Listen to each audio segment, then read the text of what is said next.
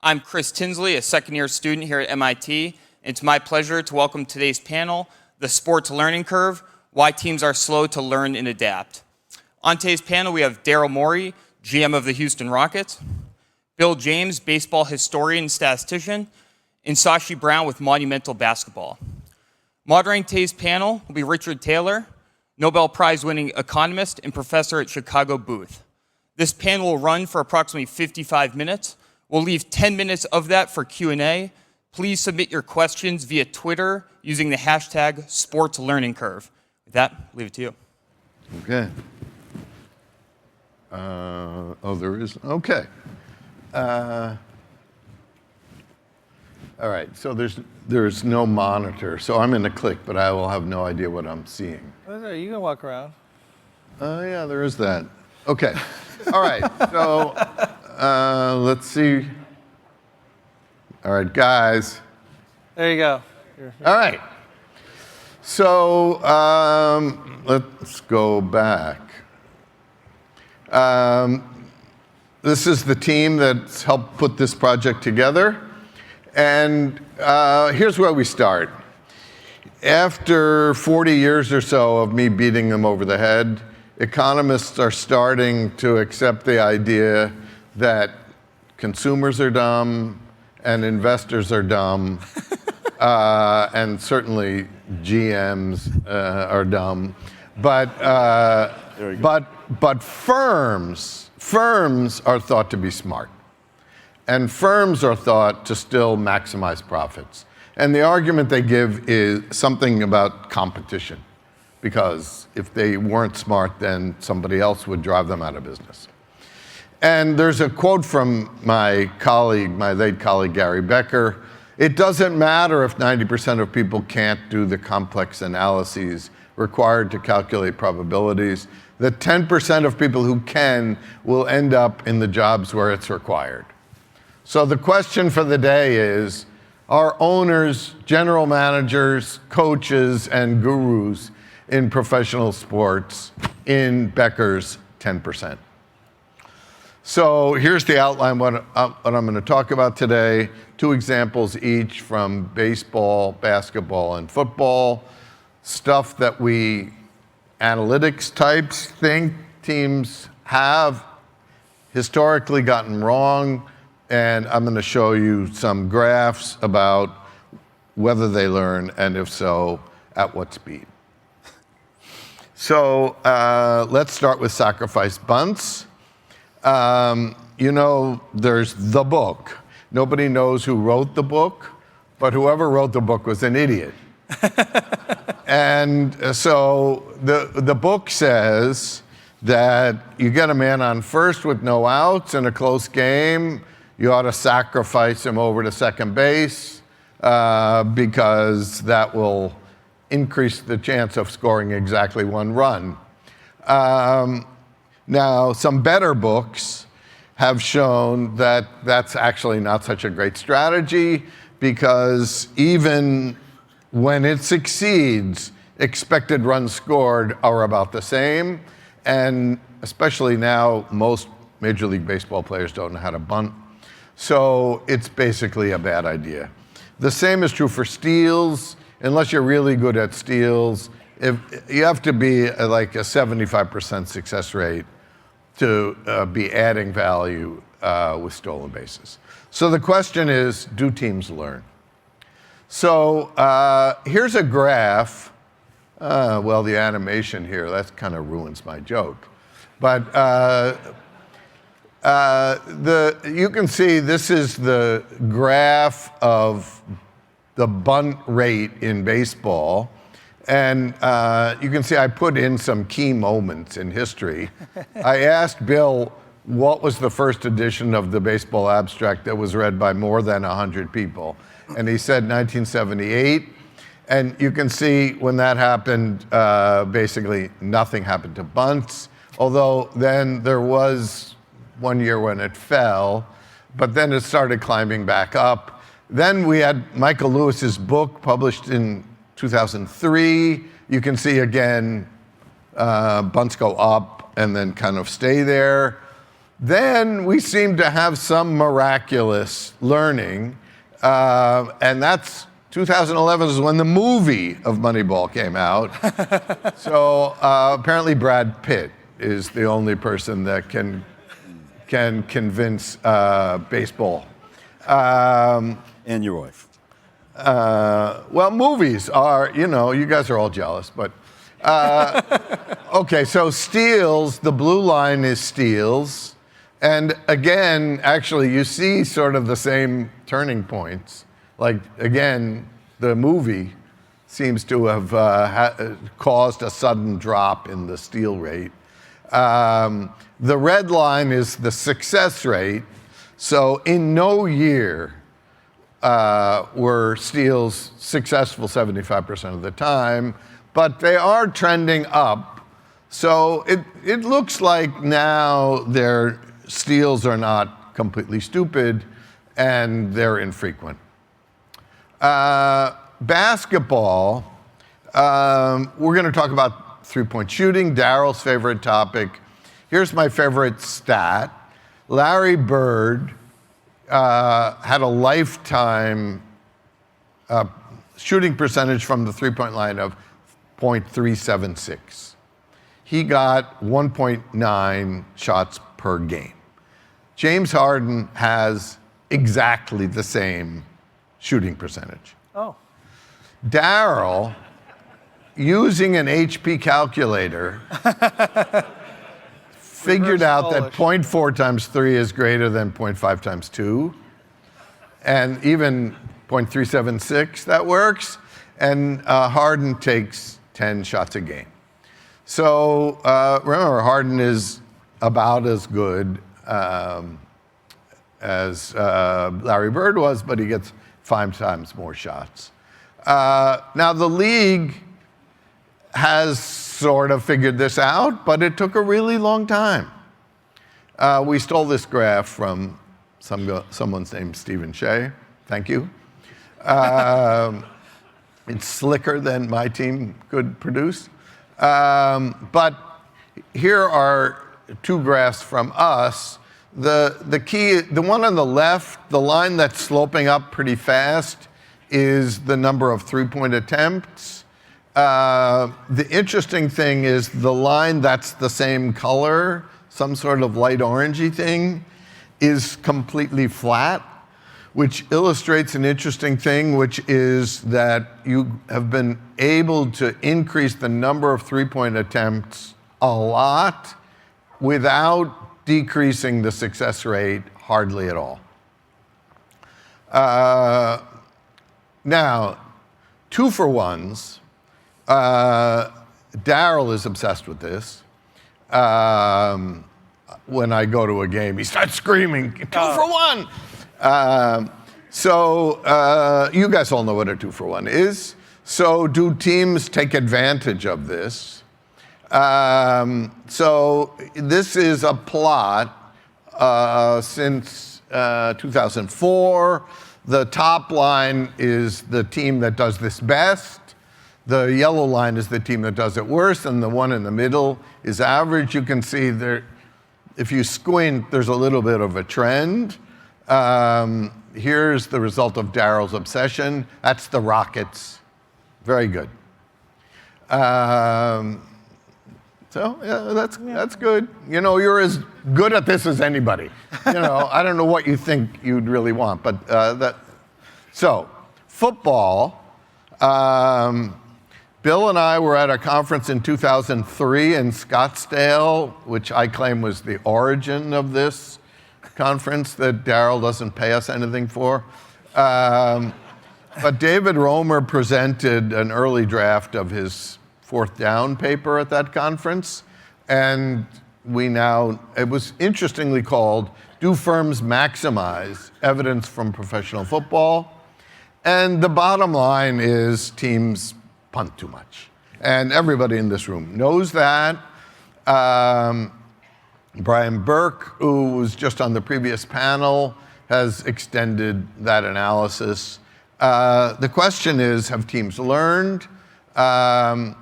So this chart is using Brian's analysis of win percentage lost by dumb fourth down decisions.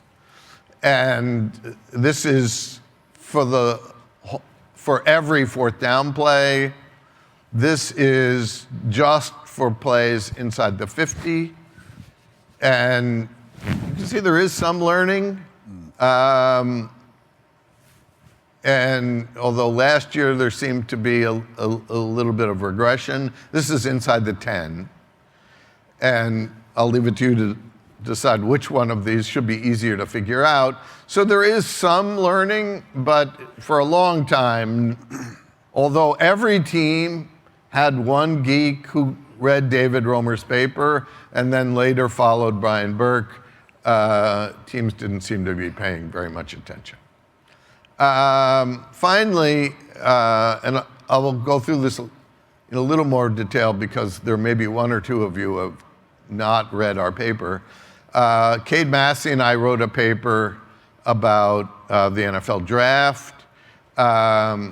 This is a plot of how much it costs to acquire a pick in the NFL draft. And each dot represents a trade. And you can see that we have a miraculous fit to this line. Cade must be the world's greatest econometrician, or we were just estimating this chart. So this is, of course, the famous chart, that Jimmy Johnson asked one of Jerry Jones' partners to estimate years ago. It was not meant to be normative in the sense that this wasn't thought to be the value of picks. This was the observed prices. And he just fit something like this curve by hand to the trades and created this chart, and people have just been using it ever since. Now, the analysis Cade and I did was we looked, the green line is our measure of the dollars of performance from each pick. And that green line math, there's huge variance there. But that's the best fit. The red line is how much you have to pay them. Notice that's going down steeper. What is a pick worth to the team? It's worth the difference, right? That's the surplus that the team gets. And if you subtract, you get that blue line, which, as you can see, goes up throughout the first round. And to see how odd that is, here I've plotted that last curve and the pick value curve on the same chart. And you can see that the chart says that the first pick in the draft is worth 5 times as much as the first pick in the second round. And we say that the first pick in the second round is actually worth more. So you could trade the first pick for 5 picks that are each worth more. Now, that is not to say that those 5 players are better, but that you would get more value from those 5. Now, the only person that we ever convinced that this was right was Sashi Brown. So, has anything changed? Fired in the process. And look, you know, not paid me yet. It's not my fault you got fired. You know, nobody said you had to listen to what we were saying. In fact, everybody else thought you were an idiot. So, okay. So, has anything changed? No.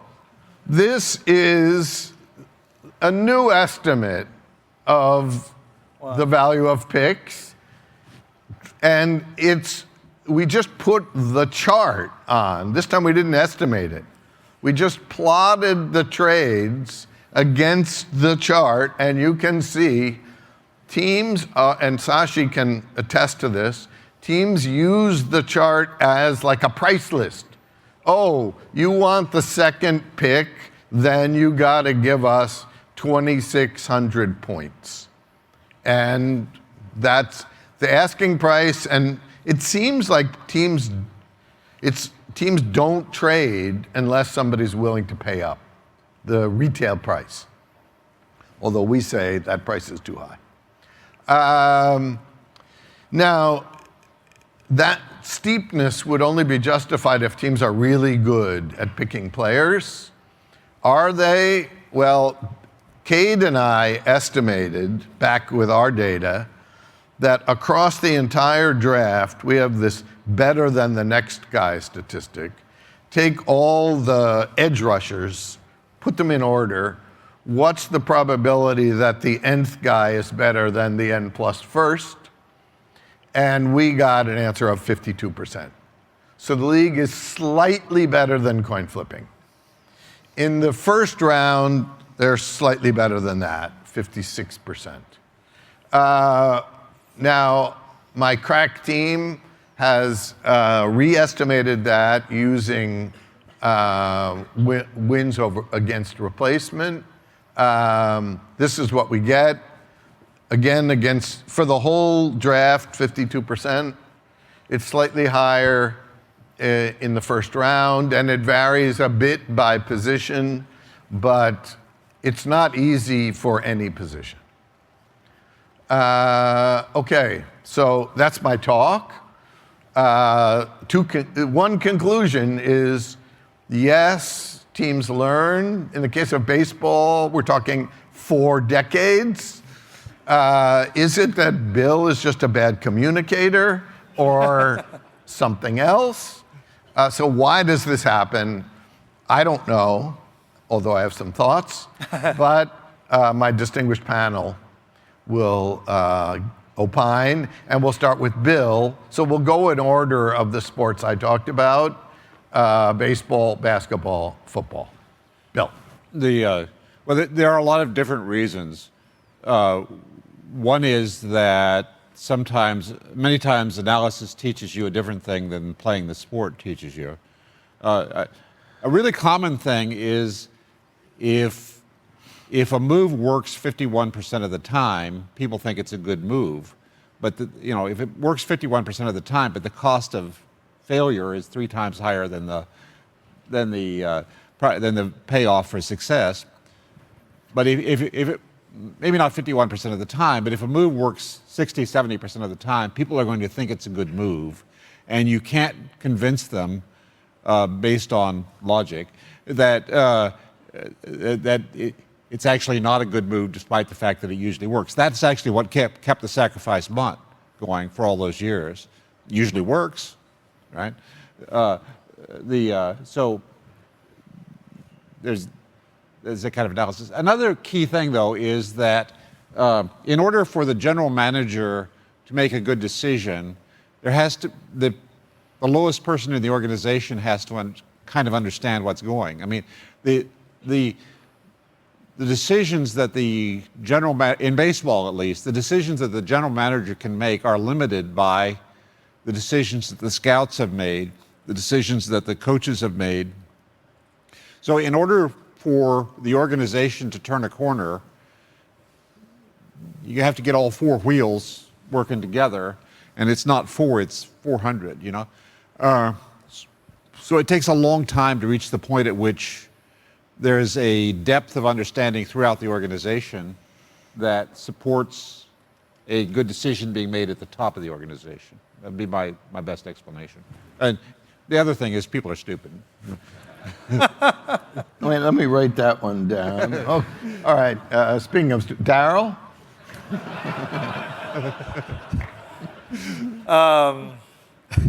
So I would say you're only going to get innovation in fits and starts until you get everything works in different time cycles. Players have a time cycle of their career that's short.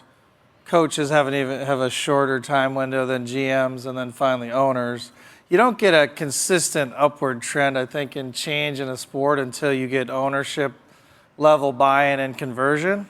And then even after you get that, you need what Bill said. Now you need to reorient your cruise ship, that's turning, or battleship, and turn the whole thing.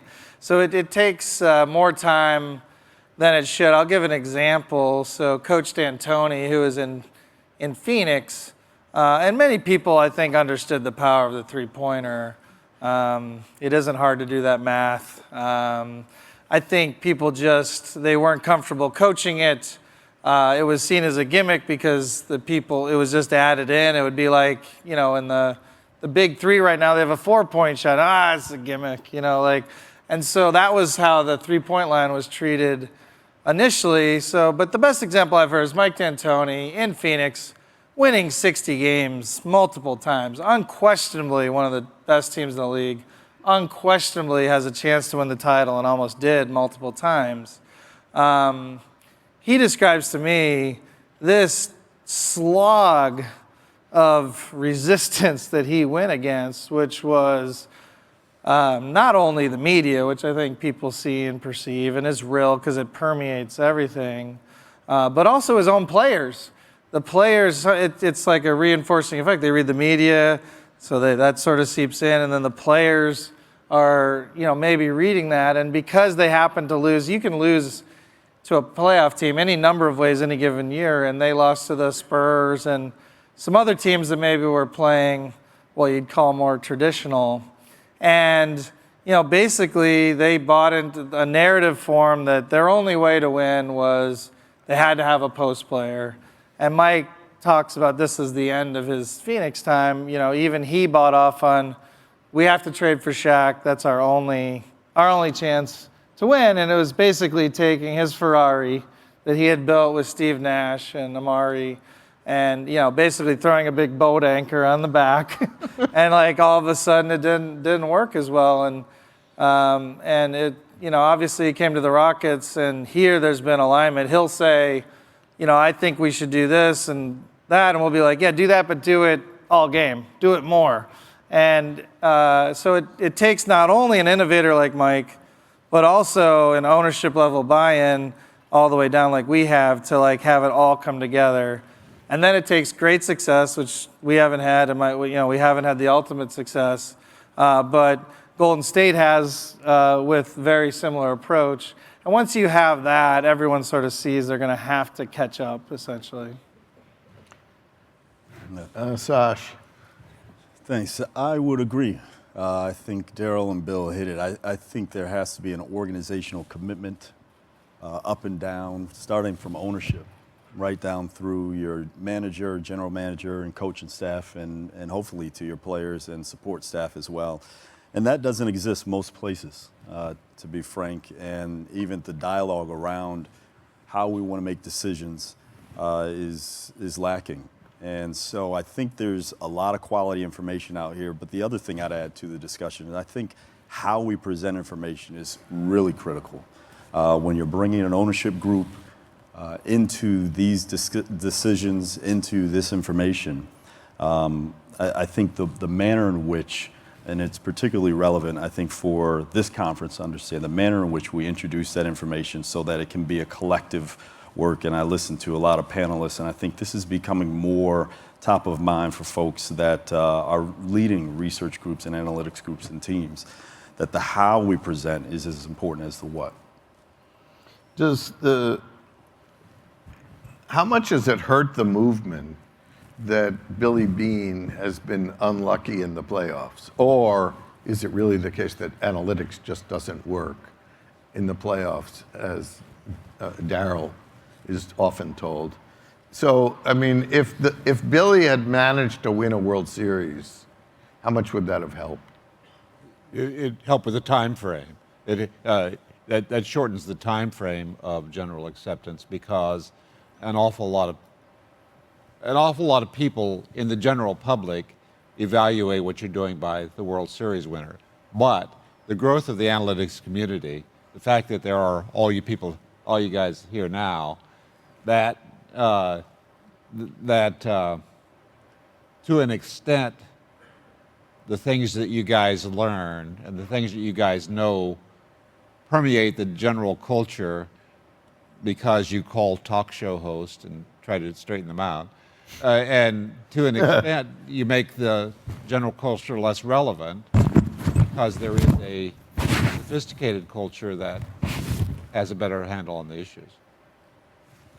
Well, a common thing will happen is like you can't win playing X way. Like you can't play without having a post-up player, as Mike in Phoenix, or you can't play without a traditional center, which is what we're hearing now. Even though Golden State essentially won 3 of the last 4 titles, playing all their critical minutes without a traditional center. And the point that's never made is like everything becomes a referendum. You know, we won, I think we're 10-2, lost a couple of games recently, and again, it's like, you know, 1 loss to the Clippers, and no, beat the Lakers, you know, beat all these. We had several very good wins, but 1 loss to the Clippers. So everything becomes a referendum, and what's not talked about is there are more teams that don't win the title playing a traditional way every year by far than there are playing sort of this novel way. But anytime you're the new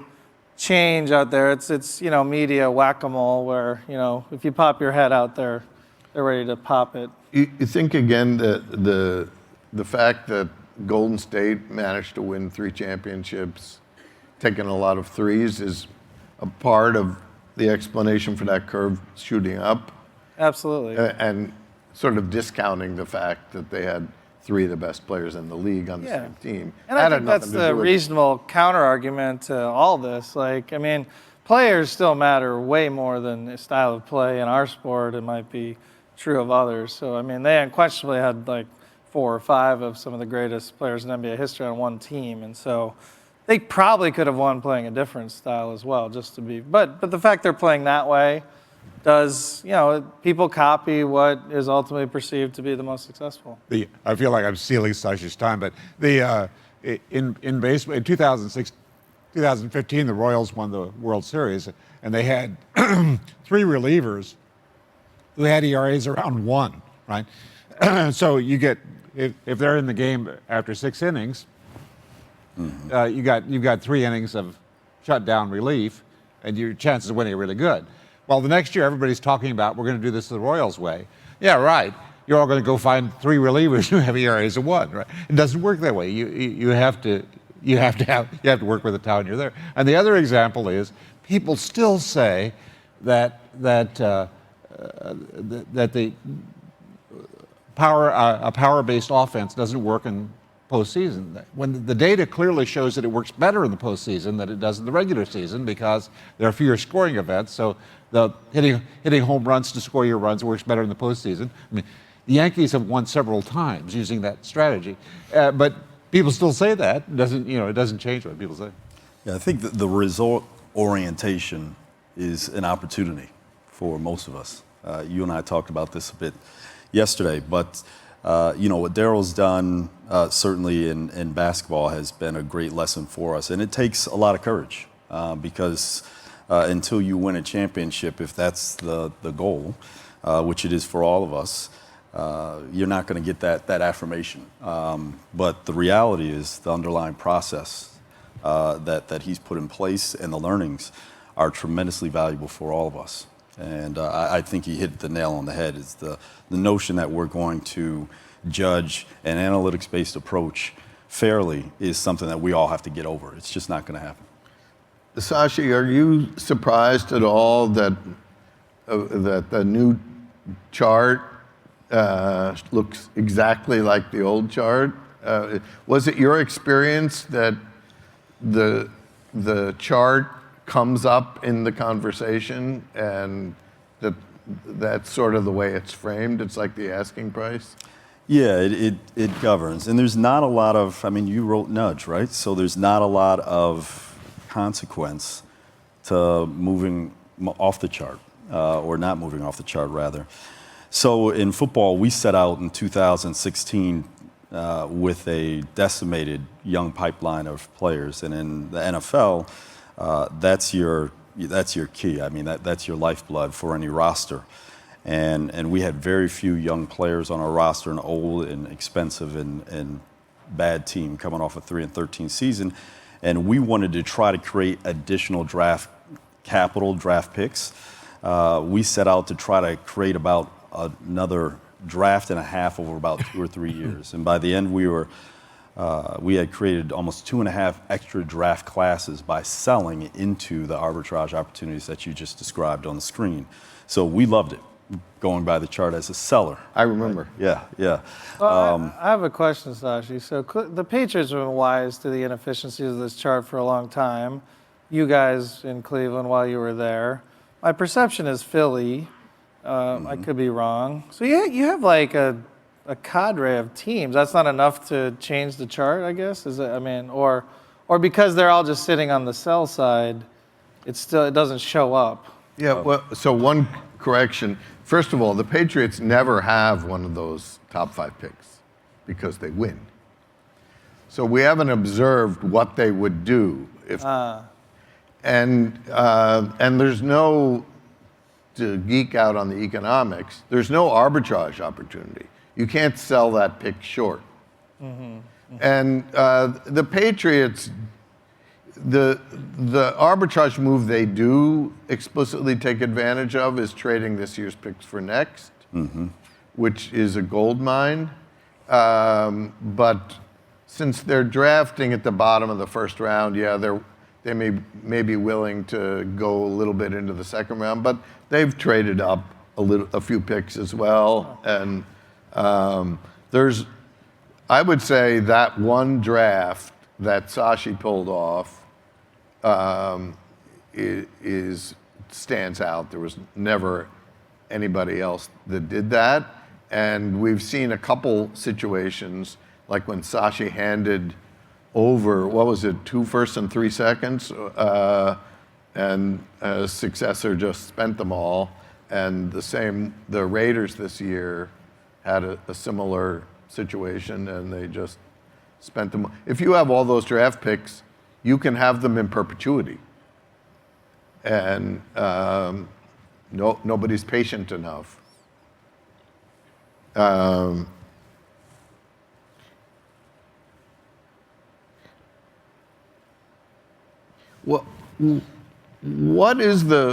What's the role of ownership in this? And generally speaking, how could let's suppose that I somehow come into $2 billion and buy a team. What would be the problems that I would face, and what are the problems hypothetical general managers face in trying to do something different?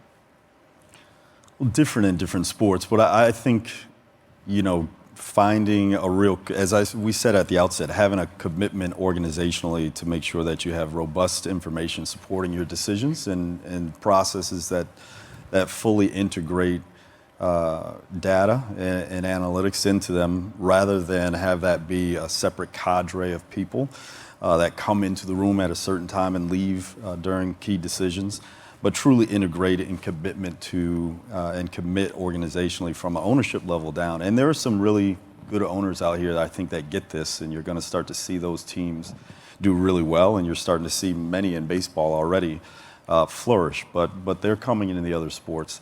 I think the challenge has been, and particularly in football, a lot of our information was new, and we haven't figured out quite the way to introduce it in a powerful and dynamic and compelling way that could shape and move the entire organization. And there's a lot of success that's been had over a number of years without use of any of this information. So when you go to a head coach and you don't have a track record of showing patience, as a lot of NFL teams. I mean, we saw the stuff in Brooklyn this morning with the Nets. But NFL teams, NBA teams, EPL teams, baseball teams alike, to have someone relinquish what they've learned over time as a head coach or a GM and embrace a new way of making decisions and new information into those processes, while at the same time they're reading across lines their colleagues are getting fired in a year or two, that doesn't jibe. And so I think we as ownership groups, we as executives have to make sure that we align our patience with the time that's necessary to have some of these plans, strategies really play out. I think it's critical. Bill, how important was it for you that you had an owner that was so inclined? I've been lucky on both ends. So I started writing about this stuff in 1975, and a lot of what I was saying, and to be honest, I was rude in the way I said it a lot of times. Was that the way baseball was doing a lot of things didn't actually make any sense. And you can't, if you look at it from the standpoint of baseball professionals, they enter the game and they're taught this way of thinking about it by their youth coach, and then their college coach, and then their minor league coach, and their major league manager. And, you know, some guy working in a factory in Kansas says you're all wrong. What are you going to think? When I get to 25 years pass, I started working in the Red Sox in 2002, and we have an owner, John Henry, who is better at analysis than any of us are. And that makes a tremendous difference. First of all, that he understands what would. I had chances to work with baseball teams before that, but I never did because I knew they didn't understand what I was talking about, and they were going to hire me to be there and not pay any attention to what I was saying. And you know, who the hell needs that? But John Henry understood what I was saying, and he was very, very good at analysis. So the organization was committed to it, and we were also lucky. I mean, we won 4 World Series in the time that I was there, and we were good, but we weren't that good. You know, there was a lot of good fortune that went into it that helped the general acceptance of the ideas that had been around for a long time. Well, I think, Richard, if you bought a team, you'd find quickly how hard it is. Yeah. So it's very hard to be. That's fine, because I don't have the $2 billion. Okay. What are you up to? You haven't been able to make money on this people are stupid idea? I've found that telling them they're stupid, you can't sell that. Okay. No, it's hard. You immediately become, obviously, a public figure often. Everyone at the party only wants to talk about that, even if the right strategy is to be patient and maybe have a down year and build. Very easy to say in concept, but every night you're going to the arena and everyone's depressed and your friends start, you know, pulling away a little bit from you because you're not as interesting in town, and you're incredibly successful. You've won the Nobel Prize and probably been successful at whatever you've done, and now you're in this crucible where 1 out of 32 or 30 teams wins, and it gets very hard, and it explains why organizations often can go back and forth.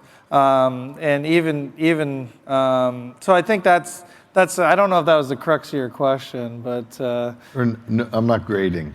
Okay.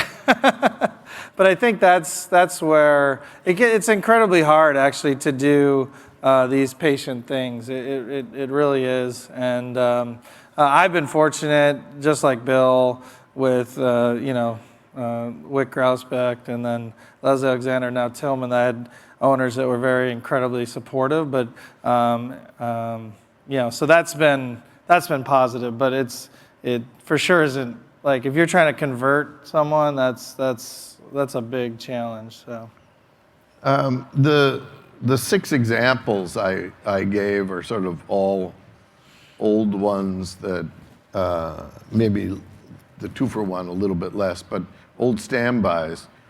What's an example of something in each of your sports that you think people aren't talking about as much, and like what's the new frontier? Stosh, we'll start with you. You know, I think really understanding, you're seeing it play out, but I think really understanding offensive football spatially in the NFL is going to be something that is going to be critical, and you've already seen it in a couple different places, but we are finding more success across the NFL with younger quarterbacks playing a different style and adapting an offense to what you're seeing them play in college. And that's certainly been proven out in a couple places across the league. And I think we're now going to be able to embrace more quarterbacks playing at a higher level across the league as passing has kind of been the driver for success. And pass defense, likewise, is going to have to step up and to do its part. But I think that's the one area with the new tracking data that's the NFL has been very reluctant to give the teams for a long period of time, but is now going to start to roll out, and you're going to see that really influence a lot of decisions and personnel, and now also tactically. But there's so much opportunity, I think, for fourth down, certainly the draft, and the expected value of picks. Across the NFL, I think there's a lot of room for growth. It's the laggard amongst the three sports that we're talking about here today. And I'll let Daryl. Yeah, Bill, what makes you scream at the TV most when you're watching a baseball? It's not exactly an answer to your question, Dick, but it's relevant to this subject. You were talking about the relative advisability of punting on fourth down. Yeah. And you still see coaches that, it's 4th and 4 at the 40-yard line, and you're down 10, and they punt. It's like, what? But at the time that idea first emerged, pro football totally rejected it. But people playing Madden football adopted that so immediately that Madden had to change the code to force them not to do that. Right, apparently it pissed Madden off. Yeah. And so he demanded that they change the code. Really? So that because people were just winning all the time by always going for it. Right. A similar thing in baseball. I remember playing table games 40 years ago when people would use an opener for an inning or two, and then switch to the main starting pitcher. But it didn't catch on in actual baseball until 2017 or something. It's one of those things that people who don't have as much invested in the outcome have a lot easier time buying in than the people who are going to get fired if this doesn't work. Yeah. So. I have a quick football one on fourth down. An unnamed team in football, there was someone on the periphery. Steelers? Just kidding. I do hate the Steelers from Cleveland. So an unnamed team, they were like on the periphery. They were frustrated. Their team had drafted a punter too high, and then the conversation later, and then they're like, we don't go on fourth down enough, and I was like, well, it actually makes sense maybe to draft a punter very high if you're never going to go on fourth down. Actually, might be a useful thing. In basketball, not surprising, I would say. It's the thing you'll see is, I don't necessarily call it small ball, it's really more skill ball. I think, shockingly, the blinding insight, and Bill made a good point that like these basic insights, like threes are worth more than two, soon they just become common knowledge and no one even remembers who cared about it. This one's going to happen. I mean, there's this blinding insight that you should just play your 5 best players as much as possible. And it turns out that it's very rare that your best, most skilled players also happen to be 7 feet tall. Those bell curves just don't overlap very often. Really a big part of what we're doing, there's spacing and all that, but a big part of it is just like, let's just put the 5, shocking, let's just put the 5 best out there, not worry about position. Turns out to be a pretty good strategy that you could probably chart in a couple of years. So I wonder whether in other sports there's too much obsession about this player plays this position. Like in baseball, in high school baseball, the best athlete plays shortstop on the days that he doesn't pitch, right, and he hits cleanup. Right. And then if he makes it into the major leagues as a pitcher, he never takes batting practice and suddenly hits like 050. Right. What happened? I know that in a draft room for several years, there's always 2 guys in the draft who could be either a pitcher or a position player. And I always argued that if we get him, let's use him as a position player for a couple of years, and if that doesn't work, then we can make a pitcher out of him. And I always lost the argument because people always want to make him a pitcher, and if he fails as a pitcher, it's too damn late to try him as an outfielder. Whereas if you do it the other way, you can make it work. But but you make a good point, and the guy who successfully challenged that, of course, was Shea Shottracker, and the reason for that is he comes from a different culture where that's more tolerated. So the answer is simply that our baseball culture doesn't really tolerate or reward the guy who plays both ways. I mean, I could imagine a left-handed pitcher who plays left field when there are left-handed hitters up and pitches the rest of the time. Is that a completely stupid idea? No, Cincinnati has this guy Michael Lorenzen, and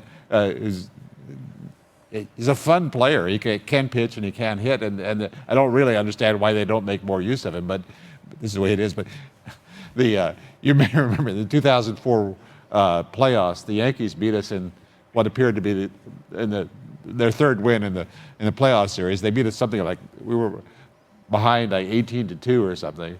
We used to have this guy on the team named Dave McCarty. He was a first baseman. He'd pitched in college, and we were getting beat that bad. He'd pitch. But we released him a couple of months earlier. So I'm walking out of the stadium with Bill LaJoie, who had been in baseball forever, and Bill says, "Where's Dave McCarty when you need him?" So one of the questions from the audience is, how do you use analytics without dehumanizing the players? It's dehumanizing them that gives them the value that they have. I mean, nobody in his right mind would pay a guy a $30 million salary. I said this earlier, so if some of you were here earlier, I apologize for repeating myself, but nobody in his right mind would pay a guy a $30 million salary as a salary. The reason they get that kind of money is they become a commodity. Once they become a commodity, then it's justifiable paying that kind of money to them. But as long as they're, and then, guys are saying, I don't like to be dehumanized by these analytics guys. All right, well, then take a salary on a human scale, right? It's only the fact that we've dehumanized them that makes them worth that much. Yeah, for $10 million a year, I could do a little dehumanization. Right. I went through this with PJ Tucker recently. We made a trade, obviously Clint Capella out, and PJ Tucker's role is getting bigger, and his agent talked to me, very, very good agent. PJ, he's like, it's going to be more pressure on him. It might be challenging. And I was like, these are all really good things for you. Like, you want a team, like, he's going to be even more valuable. And he sort of got it, but there was some nervousness even, and I get it, there's going to be more pressure on him. I have a tiny question for the group and Bill, if it's okay. And that's, is there anything, if we use data, where we might blind ourselves and there's a chart for something we're doing stupid that over time we should be increasing? And the specific one I thought of earlier when you were talking to Tom is, when you guys invest in players, clearly their fielding acumen has some aspect of how they invest in players. But the only way to estimate that is to have them in some box of a position, I think. And so now if we're going to have like 5 outfielders and 2 infielders, could the data and our need to be able to estimate the value they're generating by fielding limit then how you might creatively use them out in the field? I'm just asking.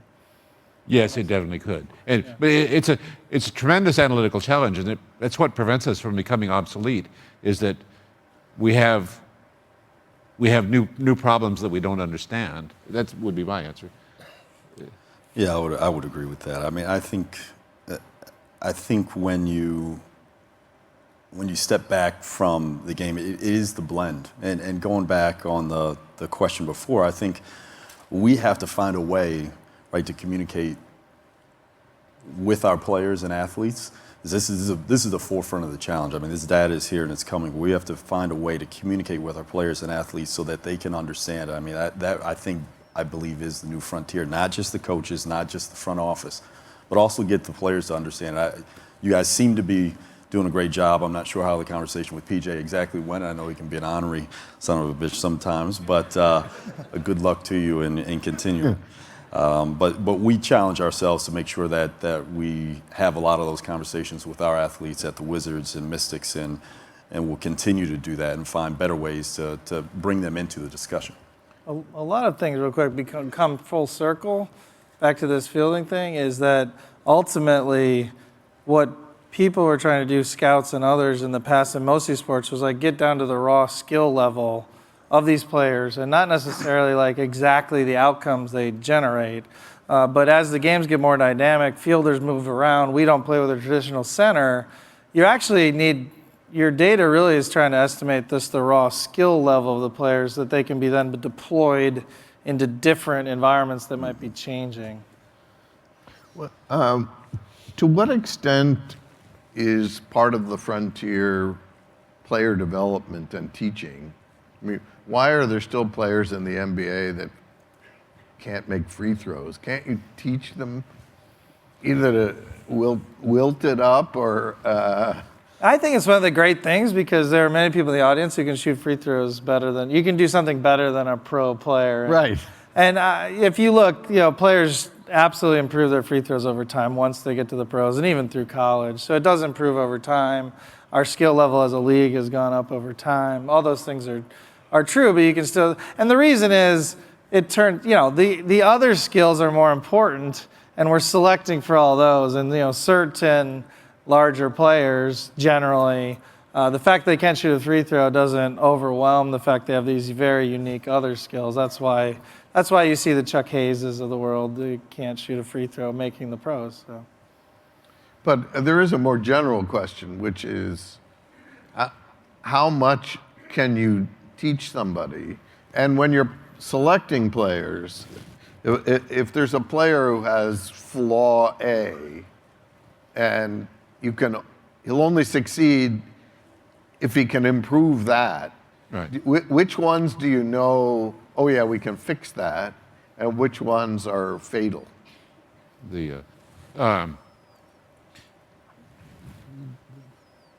If you guys get the chance to work in professional sports, the most important thing that you can do is learn to respect the athletes.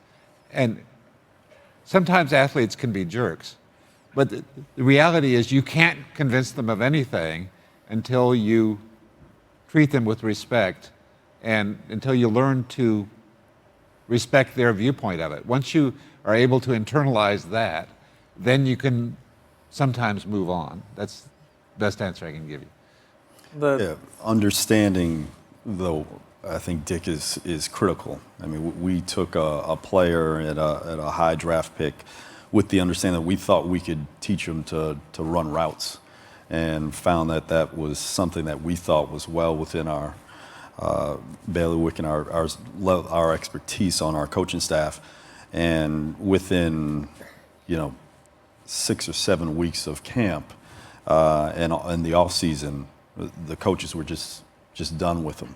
So I think, again, that goes back to kind of the organizational commitment, but also are there tools that we can go back and look to really identify what types of data, information we look historically have allowed us to partner with our athletes, have that respect for them, to bring them along in their development. And often I think there needs to be enough humility along with that commitment, but enough humility to understand what you can and can't change about an Yeah, but when I hear that story, I'm not sure whether there was a problem with the scouting or with the teaching. Or both. Or both. But right, we thought we could teach this guy this. Maybe he was too dumb, or maybe we were lousy teachers. Right. When students fail my exams, that's because they were too dumb. But Daryl told me a similar story about a player I half persuaded him to acquire, and once they got there, he wouldn't. Daryl would try to tell him, if you could just do this, you'll make $6 million a year in the NBA. But he wouldn't do it. He still insisted on playing the game the way he wanted to play it. You're on a not so secret thing, Rich, I think is really important. The big advantages I think that are coming are once we have WAR in baseball, which is more precise than other sports, that becomes what everyone sort of tacks their value off of. So then it becomes, where can you find the players that, like you said, you can improve the improvable thing and become better than other competitors? That's where the pools of value are. Because if you're just working off the same chart as everyone else, even if it's a better chart, you're not going to create the edge across 30 plus teams. So. Yeah, my hunch is, and since we've got 1,000 kids out there that are smarter and in some cases much younger than some of us, I think my hunch is that one of the big frontiers is going to be figuring out this question about what stuff can we teach. Mm-hmm. So it's easy, even I could figure out that 3-point shots are worth 50% more than 2-point shots. But how about playing your 5 best guys? Could you have done that one? No, I wouldn't have been able to figure that out. But can we teach guys to hit free throws? Can we teach guys to, how successful will you be in getting your guys to play a completely different style with no big guy clogging up the middle? That was somewhat of an unanswered question, and but more generally, what are the things we can improve upon? And I'm not optimistic. I know that the kind of stuff I teach is really hard, but there will be some things that you can give people like little rules of thumb that will make them better.